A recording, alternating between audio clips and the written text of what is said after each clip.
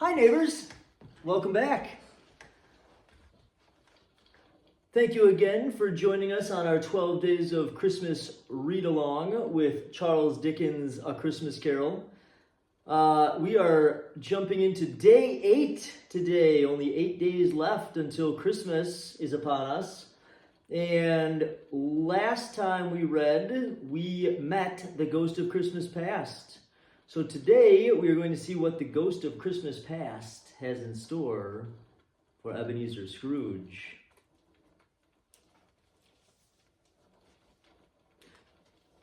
So without further ado,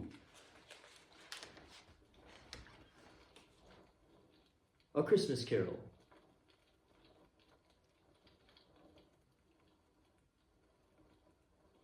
As the words were spoken, they passed through the wall and stood upon an open country road, with fields on either hand. The city had entirely vanished. Not a vestige of it was to be seen. The darkness and the mist had vanished with it, for it was a clear, cold, wintry day with snow upon the ground. "Good heaven!" said Scrooge, clasping his hands together as he looked about him. "I was bred in this place. I was a boy here." The spirit gazed upon him mildly in gentle touch, though it had been light and instantaneous, appeared still present to the old man's sense of feeling. He was conscious of 1,000 odors floating in the air, each one connected with 1,000 thoughts and hopes and joys and cares, long, long forgotten. "Your lip is trembling," said the ghost. "and what is that upon your cheek?" Scrooge muttered with an unusual catching in his voice that it was a pimple, and he begged the ghost to lead him where he would. "You recollect the way?" inquired the spirit. "Remember it!" cried Scrooge with fervor. "Now I could walk it blindfold." "Strange to have forgotten it for so many years," observed the ghost. "Let us go on." They walked along the road, Scrooge recognizing every gate and post and tree, until a little market town appeared in the distance, with its bridge, its church, and winding river. Some shaggy ponies now were seen trotting toward them with boys upon their backs, who called to other boys in country gigs and carts driven by farmers. All these boys were in great spirits and shouted to each other until the broad fields were so full of merry music that the crisp air laughed to hear it. "These are but shadows of the things that have been," said the ghost. "They have no consciousness of us." The jocund travelers came on, and as they came, Scrooge knew and named them every one. Why was he rejoiced beyond all bounds to see them? Why did his cold eye glisten, and his heart leap up as they went past? Why was he filled with gladness when he heard them give each other Merry Christmas as they parted at crossroads and byways for their several homes? What was Merry Christmas to Scrooge? Out upon Merry Christmas! What good had it ever done to him? "The school is not quite deserted," said the ghost. "A solitary child, neglected by his friends, is still left there." Scrooge said he knew it, and he sobbed. They left the high road by a well-remembered lane and soon approached a mansion of dull red brick with a little weathercock-surmounted cupola on the roof and bell hanging in it. It was a large house, but one of broken fortunes, for the spacious offices were little used. Their walls were damp and mossy, their windows broken, and their gates decayed. Fowls clucked and strutted in the stables, and the coach houses and sheds were overrun with grass, nor was it more retentive of its ancient state within, for entering the dreary hall and glancing through the open doors of many rooms, they found them poorly furnished, cold, and vast. There was an earthly savor in the air, a chilly barrenness in the place, which associated itself somehow with too much getting up by candlelight and not too much to eat. They went, the ghost and Scrooge, across the hall to a door at the back of the house. It opened before them and disclosed a long, bare, melancholy room, made barer still by lines of plain deal forms and desks. At one of these, a lonely boy was reading near a feeble fire, and Scrooge sat down upon a form and wept to see his poor, forgotten self as he used to be. Not a latent echo in the house, not a squeak and scuffle from the mice behind the paneling, not a drip from the half-thawed waterspout in the dull yard behind, not a sigh among the leafless boughs of one of the despondent poplar, not the idle swinging of the empty storehouse door, no, not a clicking in the fire, but fell upon the heart of Scrooge with a softening influence and gave a freer passage to his tears.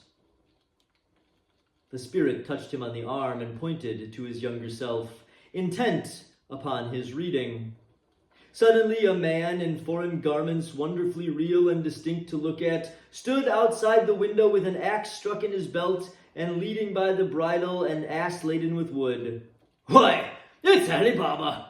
Scrooge exclaimed in ecstasy. "It's dear old honest Ali Baba! Yes, I know. One Christmas time, when yonder solitary child was left here all alone, he did come, for the first time, just like that. Oh, poor boy.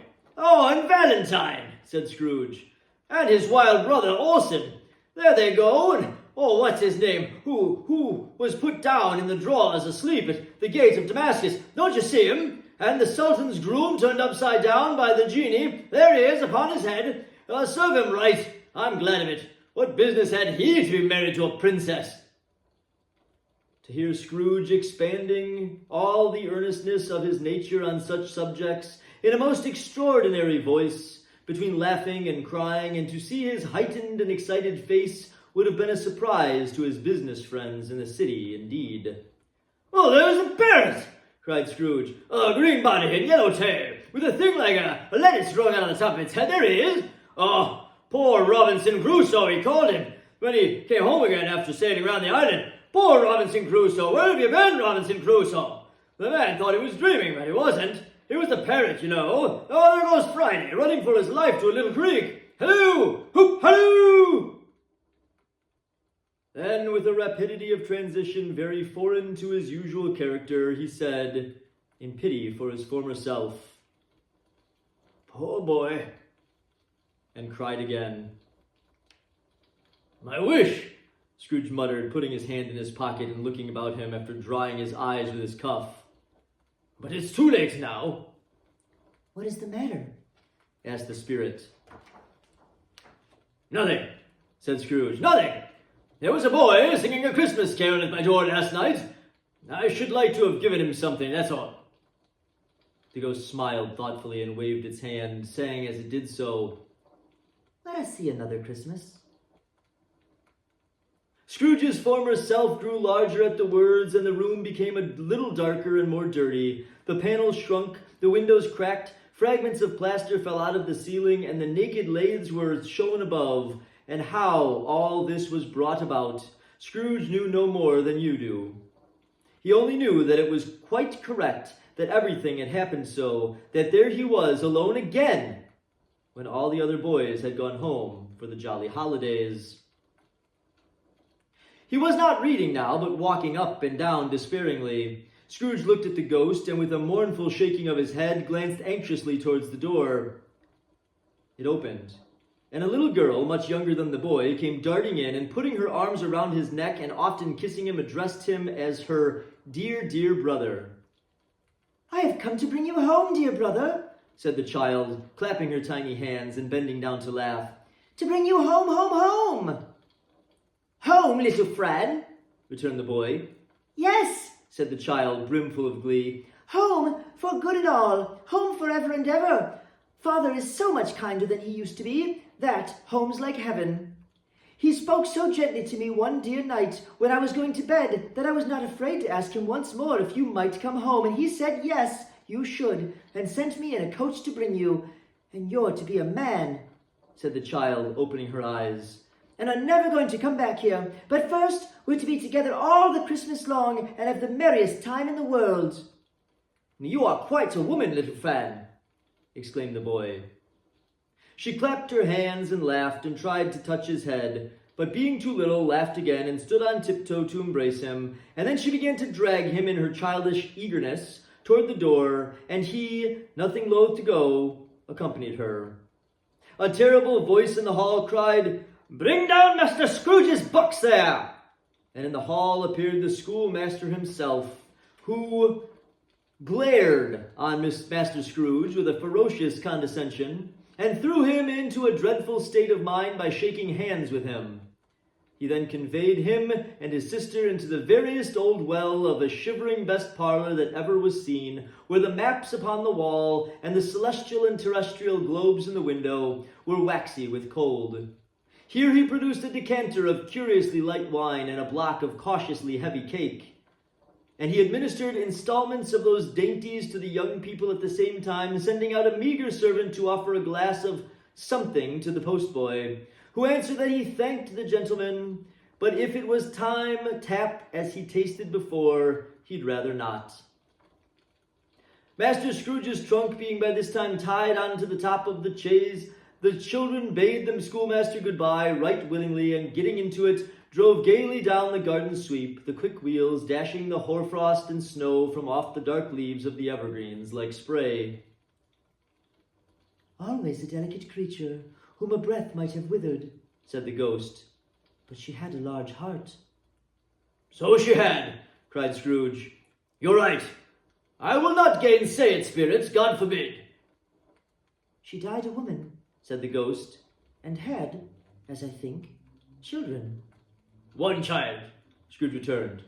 "True," said the ghost. "Your nephew." Scrooge seemed uneasy in his mind and answered briefly, "Meh." Although they had but that moment left the school behind them, they were now in the busy thoroughfares of a city, where shadowy passengers passed and repassed, where shadowy carts and coaches battled for the way, and all the strife and tumult of a real city were. It was made plain enough by the dressing of the shops that here too it was Christmas time again, but it was evening, and the streets were lighted up. The ghost stopped at a certain warehouse door and asked Scrooge if he knew it. "Know it," said Scrooge. "Was I not apprenticed here?" And we will stop there for day 8 of our 12 Days of Christmas read-along, A Christmas Carol by Charles Dickens. And I hope you guys are still enjoying it. We've got several days left, and I really hope that you continue to come back for more and more. And as I part ways with you now to head back home, I hope that you just remember Christmases gone past and remember them fondly. Until next time, have a good night, neighbors.